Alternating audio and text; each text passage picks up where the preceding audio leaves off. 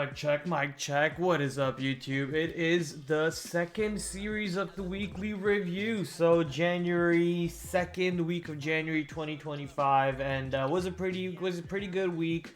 Could have ended on a much better note had I done a couple of things differently. Stuck to my exit rules, not traded PNL.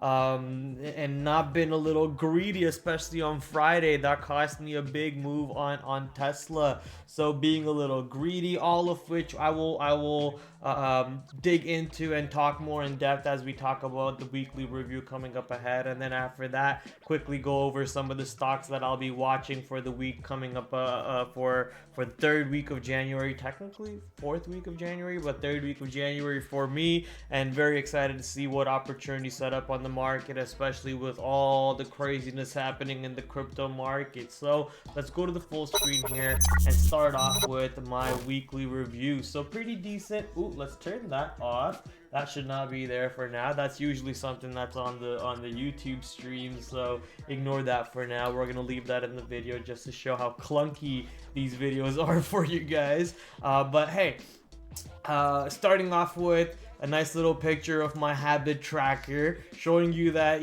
how irregularly I get a 6-hour sleep. As you can see, Tuesday, Thursday, Friday, all of the days that I basically did not perform at my best happen to be on the days that I didn't get any sleep. And then if you start calculating the amount of sleep I actually catch up on the weekends, I catch up on a lot of sleep on the weekends. But I stay diligent on my homework. I keep doing my DRCs. I'm making sure that I drink enough water every day. Exercise, not as much exercise, and meditation, not as much of meditation either. But working towards my habit tracking and building a better routine system for myself. At the moment, failing and doing a pretty horrible job at it, right? We're not doing a lot of the things that we want to be doing, especially getting enough sleep and meditating, which are probably the easiest things to do. But I like pushing my sleep time at nighttime, and it's a battle to wake up in the morning. So that's something that I have to get better at. Anyways, this is about trading, so let's talk about trading. What did I do good in the trading side? So on the trading side, learning from last week's review. Basically, last week's review focuses on how I did really good on stocks where I planned for the trade on the night before, and then I was ready for all the variables that were going to play out in my scenario, in my favor. And if the stock did those exact same things, I did really good on those trades. So starting into this week, I kept that in the back of my head. I focused on stocks that were in my favor, in my plan, such as Robinhood. We'll talk about that a little bit more in depth over here, but focusing on stocks that were working for me and really smashing those stocks a little bit more. So we really did good on that side. Traded small cap stocks a little bit better than what I usually do.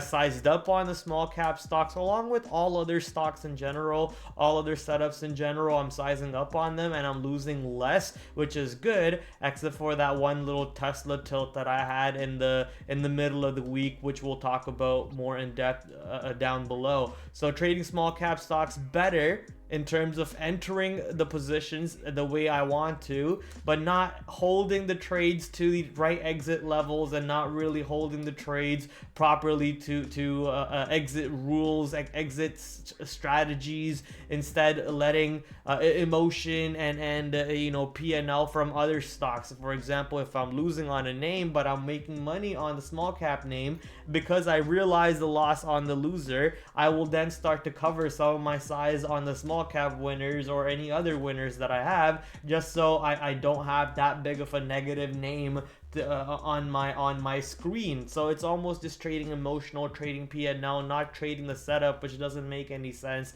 So need to fix that. That's been a problem that I've always had, so it's not something new. Make new mistakes, Prad. Don't repeat the same mistakes, right? Make new mistakes. Come on, it gets boring when you're repeating the same mistakes. What did I do bad? Biggest loss on the week comes from Tesla's trying to catch a capitulation. Few notable mistakes. Keystroke the size on one of the trades and realized it too late. I didn't realize it quick enough that I had too much size on the capitulation long that I was attempting, and that cost me quite a bit. Kept trying to trade a bit too early instead of waiting for the prior bar highs to break to get into the trade. So kept anticipating, kept forcing the trade, because I really wanted it, and I really wanted that trade to bag it on the day, I guess, and did not end up being that way. The third mistake, I didn't diversify that trade like my manager did. He did it on the QQQs, on Nvidia, on Tesla. Tesla is the one that didn't work out, and the other two did. Obviously, it happens to be the one that I picked that doesn't work out, right? Surprise, surprise. But no complaints. Gotta learn to not put all my eggs in one basket. I did that and I paid the price. Tesla happened to be a lot weaker on that day compared to QQQ and Nvidia. Both of them did bounce right back to VWAP. Problem on the week, I did not prep well for the later days of the week. Starting off the week, I did prep well.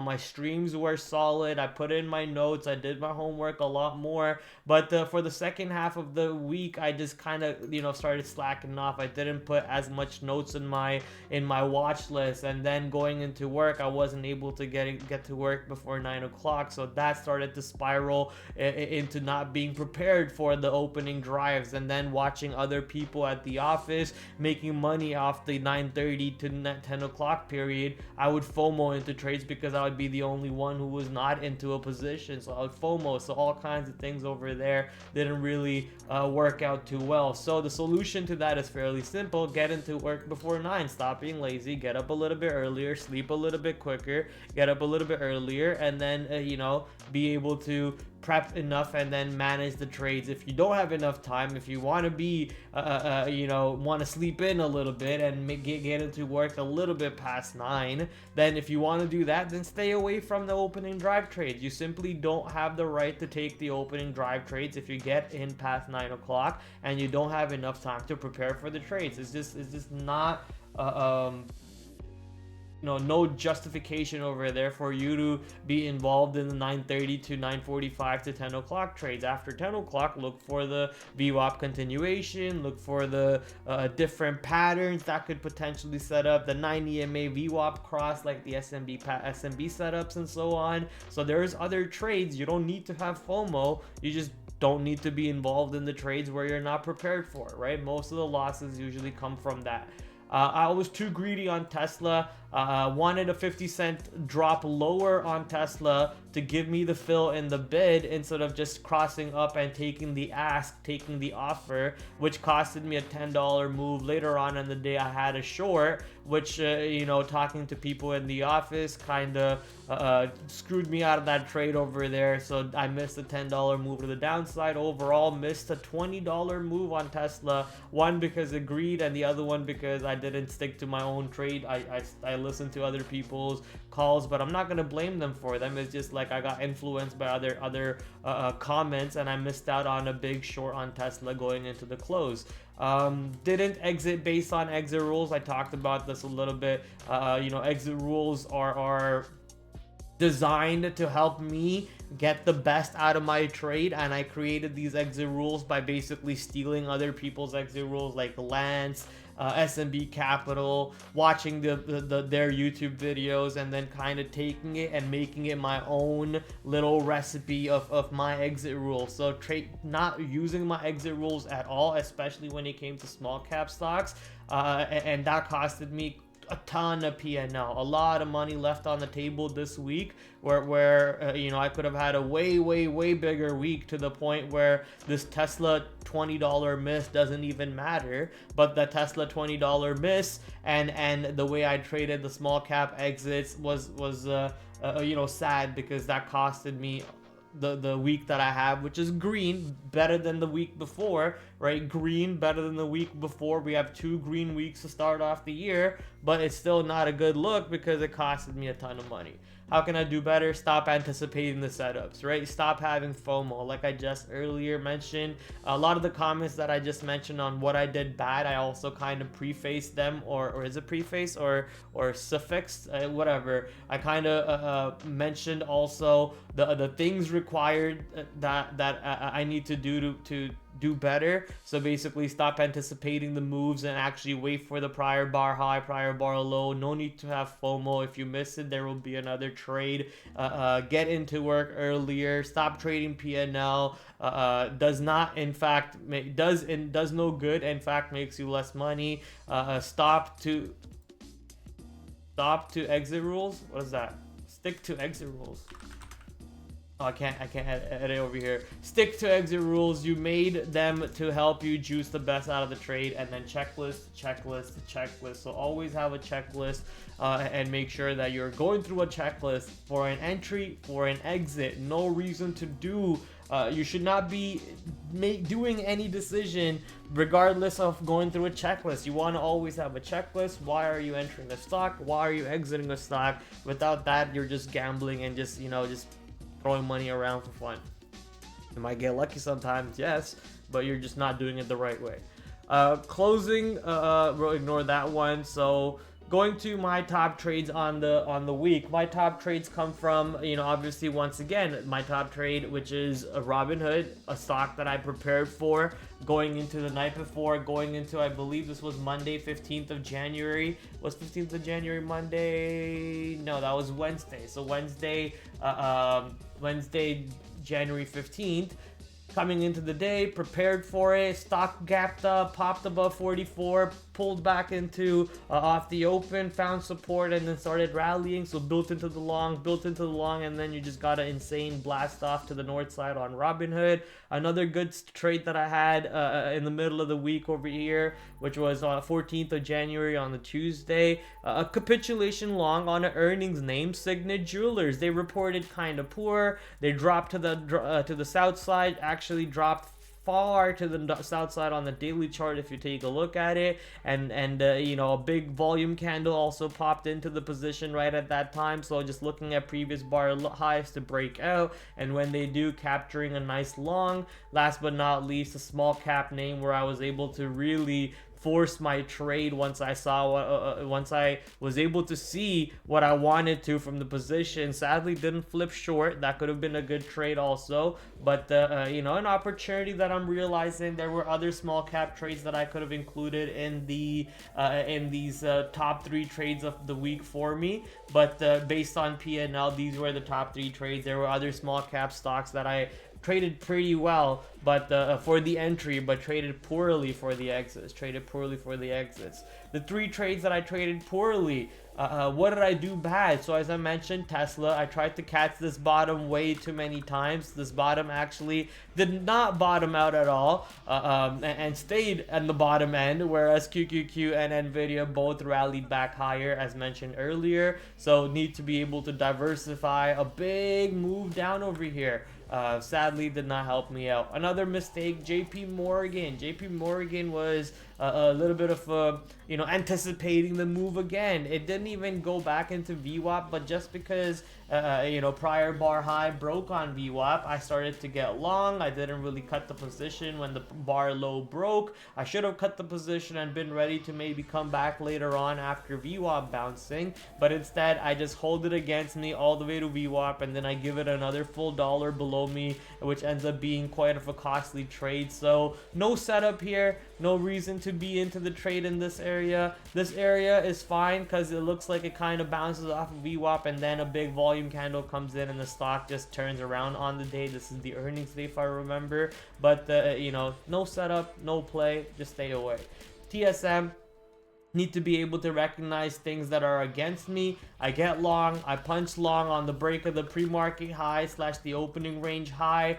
for the second run back through it, but it doesn't really do anything, so I punch out of the trade. But then why are you getting back into the trade on the dip over here? Because you know you're having FOMO. Don't have FOMO. Let it settle up. You see how volatile it is after it just reported earnings. It went to the low side of what, 215, and then it ripped to the all-time high of 222. Then it came back to all the way to the downside of 215 again. It's just going all the way back and forth. And in the meantime, I remember very clearly on this very same day, Nvidia was just getting slammed to the downside on the day that TSM had earnings. So it was, you know, such a battle to even come up with a good thesis for the trade, because the sector is going one side, the stock is going another, and all kinds of craziness happening across the board. So it was just not worthy of a shot to take. So my third biggest hit on the day, first one, not the day, the week, Tesla big hit,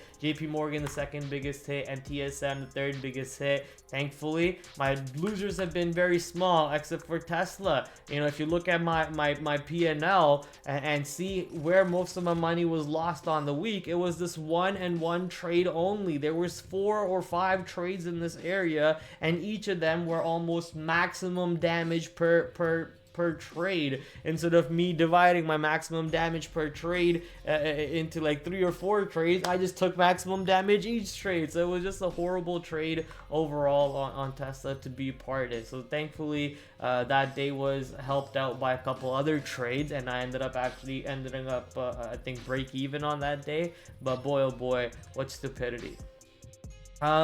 Couple of the top opportunities, obviously, if you have access to my charts catalog, you will have access to all of my charts. But here are some of the charts that I believe were the top opportunities on the day. We can go back and forth and look at the charts. PHIO, for example, when they announced their cancer treatment, you got the pre-market high breakout on PHIO there. RGTI, this is the quantum computing day 2 short technically, or you can even say day 1 short, where the stock pops into the pre-market high, struggles into the pre-market high, struggles into yesterday's low, which was also last week's low, and then just sold off all the way to the downside from $8.40 into $5. So that's an A+ opportunity over there. DJT on Monday, another A+ opportunity. You might have probably missed this whole run up, but after that run up, you still get an opportunity to get long on DJT for a big move from what, 38 into $43. So a couple opportunities to get long. You could have taken the high day breakout, you could have taken the VWAP continuation trade. So logging in the trades, making sure that you study the top opportunities of the week, and then next time you see these setups playing out, for example, this is a small cap short that I actually traded, taking the opening range breakdown. The stock clearly pops on the opening move, doesn't have any follow through to the upside above 550, and then just struggles to stay above 450, which is the day's open.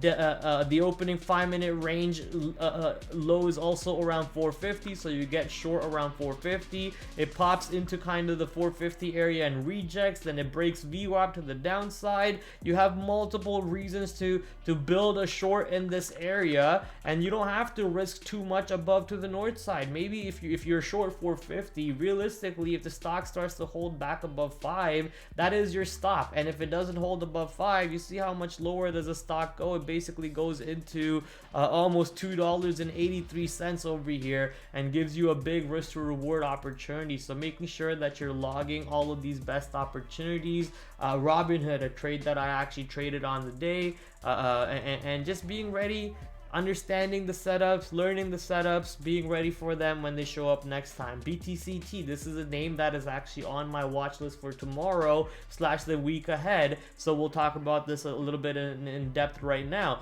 A nice little breakout in the middle of the day as Bitcoin was going above 100k, Bitcoin going higher, BTCT giving you a nice higher day breakout, reclaiming VWAP first, reclaiming higher days open also. This is where I actually got alerted on the name, and then a nice higher day breakout, another little higher day breakout, giving you a move from what, $6.50 to $9, $10.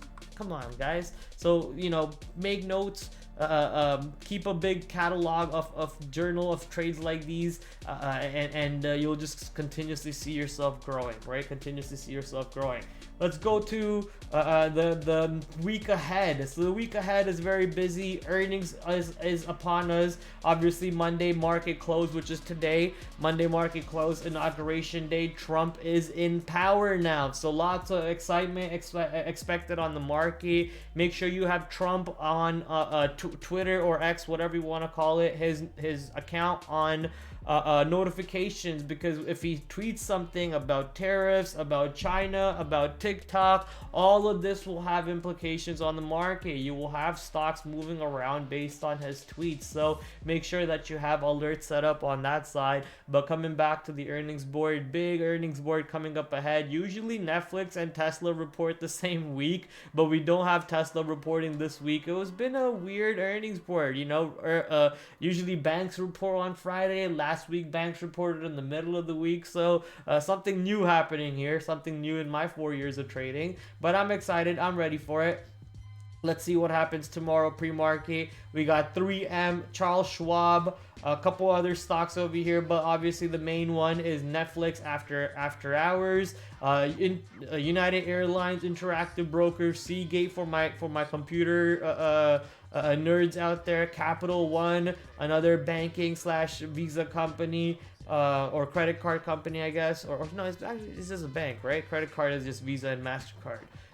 Wednesday, PG, Johnson Johnson, Halliburton, GEV should be around its all-time high if I remember correctly. That one's interesting to me very much. Alcoa, AA, Steel Dynamics, have traded those before, keeping an eye on those on Wednesday after hours.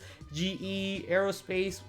Oh no, that's the one that should be at all-time high. GE Aerospace, not GEV. I'll take that back. American Airlines, another airliners. If I remember correctly, Delta Airlines reported earnings recently and took United Airlines to its all-time high. Not sure if it's still there, but something to keep an eye out for. American Airlines, another airlines reporting this week coming up.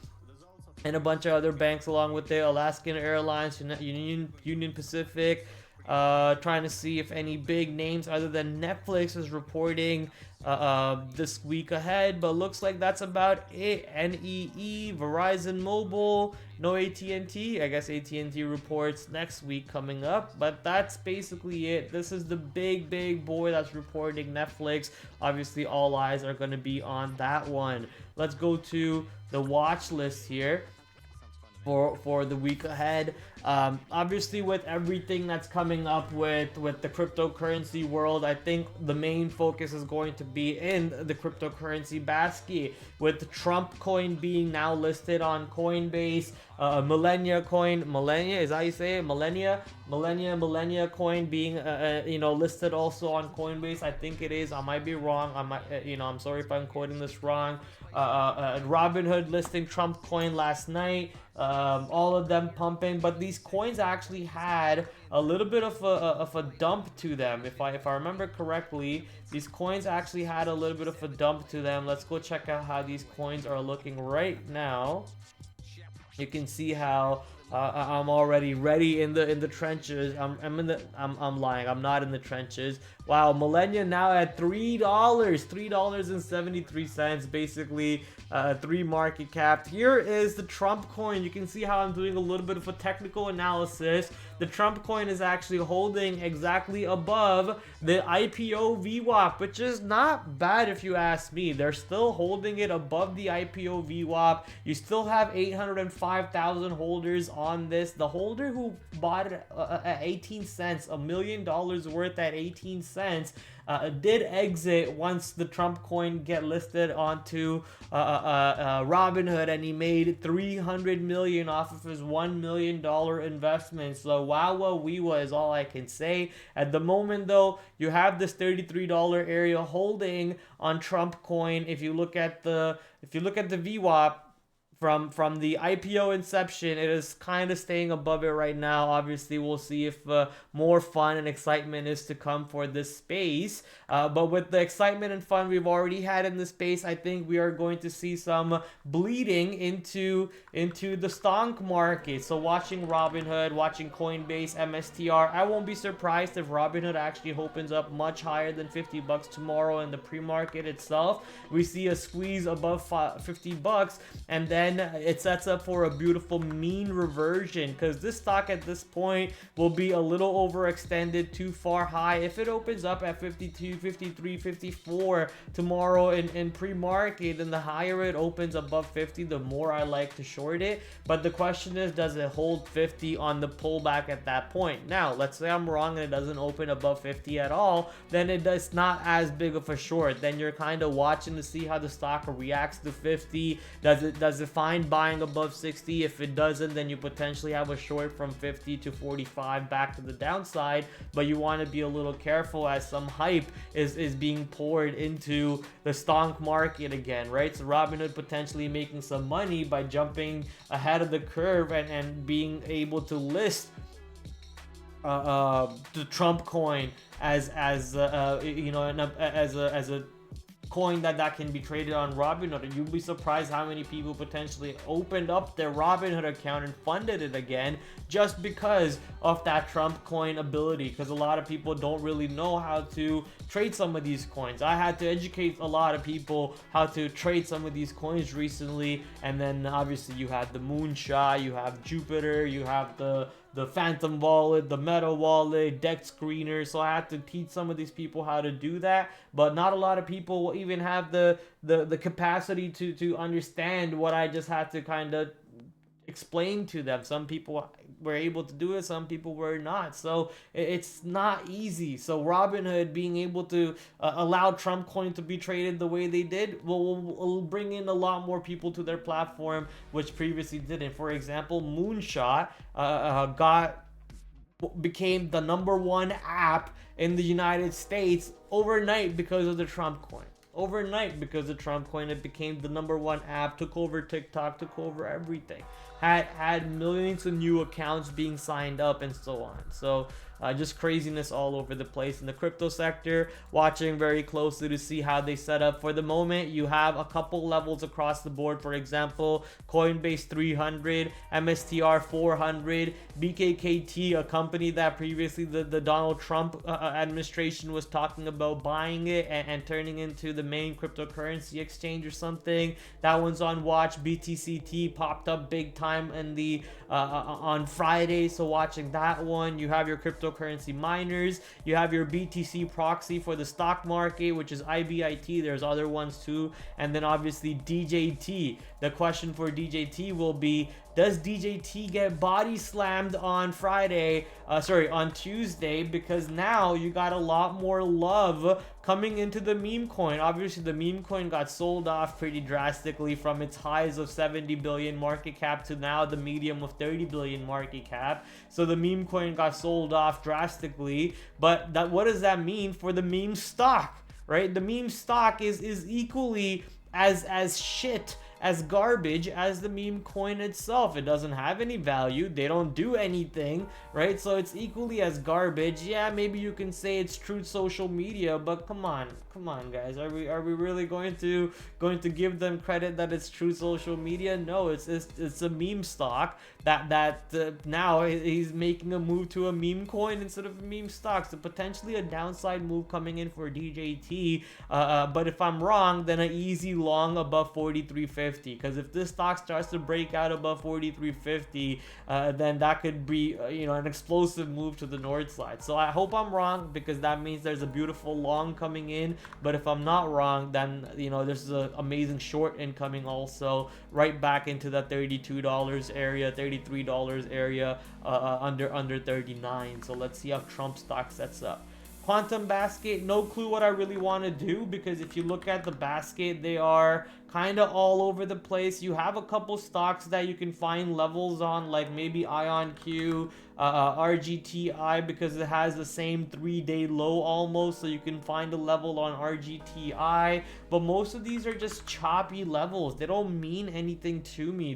Just because there's not enough consolidation for me to say, oh, that's a resistance and that's a support. It's too choppy in the middle of the area. So unless it goes to the high end end or the low end of the ranges, which I don't think they're gonna do tomorrow. I'm not really too interested to make a decision on this quantum name, and I'm thinking a lot of the volume gets juiced out of the quantum sector at the moment, because nobody really knows what to expect. Everyone now wants to wait for possibly Jensen's March conference in the quantum sector. So not sure what's gonna happen, and I'm rather not make a gamble and act like I know what's gonna happen. So I'm just gonna keep it true to myself. I'll watch the stocks. Doesn't mean I'll not watch it. I'll watch the stocks, but I have no clue what I want to do with any of these names at the moment. There are other watch lists such as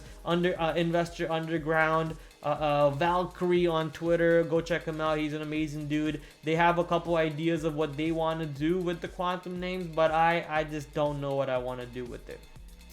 Daily chart. Some of these stocks are actually taken from Investor Underground's watch list and also Valkyrie's watch list. So shout out to them really quick as I talk about some of the stocks that I stole from their watch list. RBRK. The daily charts on these stocks look pretty good. RBRK a little choppy above 70, but if the stock can hold 70 and stay strong, could have a potential breakout above 70, above 71, and keep going into $76 area. So watching Rubrik, a recent IPO. Reddit under over 180. As long as the stock is holding above 180, I think it's a long, and basically the same idea for most of these names over here. Soundhound looks fairly weak. If Soundhound is not able to stay above 1250, I think there's a short coming into Soundhound under 1250, but that might not be tomorrow. That might be a week or sure, that might be somewhere later into the week. Somewhere later in the week, it also could be where the stock actually holds the 1250 area and gives you a long instead. So watching how Soundhound sets up right now going into that support area. Pure Storage potentially breaking out and then going into another resistance high to the north side, so keep an eye on that. RKLB could have a move down from 23 area to 22, but I'd much rather just wait for the 22 area to break down and have a bigger short opportunity, or wait to see if 22 gives you a long. So I don't really want to play for the short from 23.50 to 22. You could even use 24 if the stock looks weak below 24 and you're able to get short near 24. You could have a move to 22, which is a $2 move for potentially risking maybe 50 cents depending on how the chart looks like. So by not risking too much, you could get a big $2 move out of it depending on where your average price is. But I'm thinking, it's probably better just wait for the 22 area to look weak and then get short below 22, or if the stock goes into 22 and looks strong, maybe there's a long over there instead. So I'm just going to be a little patient, not too interested to play for the move from here to here. TikTok news. So obviously lots of TikTok news happened over the weekend. You had TikTok first being banned, TikTok then going dark, meaning you were not able to use TikTok in America. Not sure if you were able to use in Canada, but you were not able to use in America. Now you have TikTok back again because Trump is saying he'll give them a 90-day extension. We don't know if TikTok will get bought out by another company. We don't know if TikTok will just throw in a firewall and block themselves from being able to share information from China. It's not going to happen. They're always going to share information with China. So lots of questions over there as to what will happen with TikTok going forward, and if any news comes out, potentially stocks that can move off of that. Meta and Snapchat. Semiconductor basket with Trump now in power, potential news of tariffs or exports, imports. Is Nvidia even allowed to export to China, or is China TSM? How are they going to deal with Taiwan semiconductors? So lots of questions over here. Potential news movers for the semiconductor basket. So keep an eye on them. Make sure you have your levels mapped out.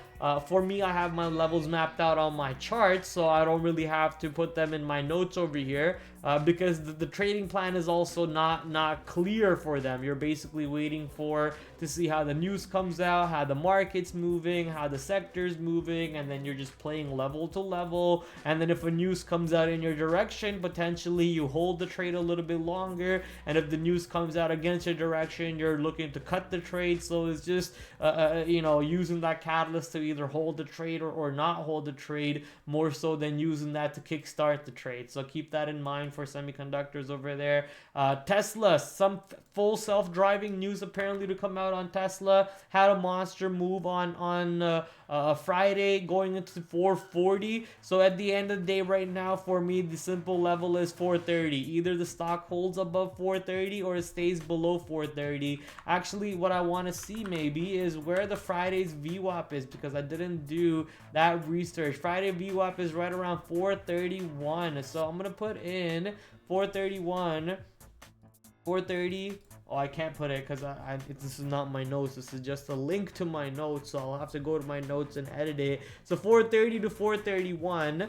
I'll need to put that as Friday's VWAP to keep an eye on it. If the stock is able to get above Friday's VWAP, that's bullish. If stock is not able to get above Friday's VWAP and stays below it on any pops, that's bearish. And the question is Friday's VWAP going lower, or is Friday's VWAP going higher? That would also be revealed with how today's VWAP, or I should say tomorrow's VWAP, plays out on the stock. Is tomorrow's VWAP higher than Friday's VWAP, or is tomorrow's VWAP lower than Friday's VWAP? If tomorrow's VWAP is lower than Friday's VWAP, then there's a good chance that Friday's VWAP is coming down. That means there's a good chance that the stock is not staying above 430. That means on any pop into 430, 426, 425, you want to be looking short. So looking to see how Tesla sets up on those patterns over there. Palantir, someone mentioned in their notes that I really liked that. I can't remember if it was Investors Underground guys or if it was Valkyrie. Someone put in their notes that Palantir moves fairly well with the market, which I would agree.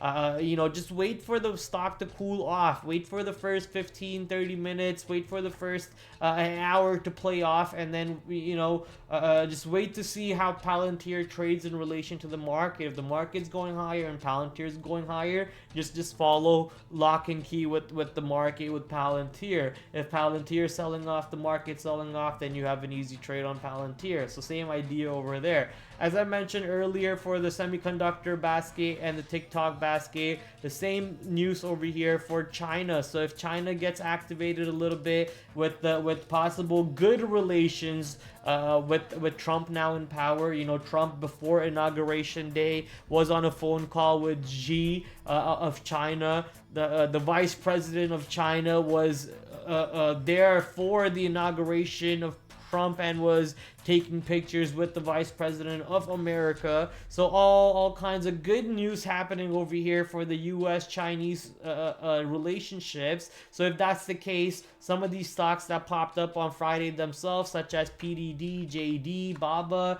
if you go look at them on the daily chart, they all made a nice pop on Friday. Pinduoduo up 5%, Baba up 3%, JD up 10% for JD. Wow. FXI, which is the ETF for the large cap Chinese stocks, potentially worth keeping an eye on, up 2% overall. So keep an eye on for the Chinese stocks. More good news relationships or even bad relationships brewing will obviously set up for opportunities on either way. So Pinduoduo, JD, Baba are the three that I mainly watch for. But if I remember correctly, there's a lot of other ones. TIGR, FUTU, lots of other names over here that you can potentially keep an eye on for the Chinese basket trade. Some of these names actually move much better. So actually, you know what? I don't have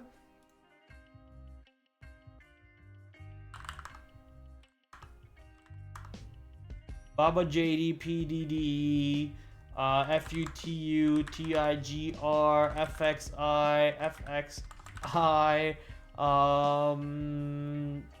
Can't remember what other ones I want to throw in there. Baba, JD, PDD, food too. I guess I can figure this out after this recording. I feel like I'm in a live stream right now because that's what I usually do. So if you're watching this video, know that I stream Monday to Thursday, 8 p.m.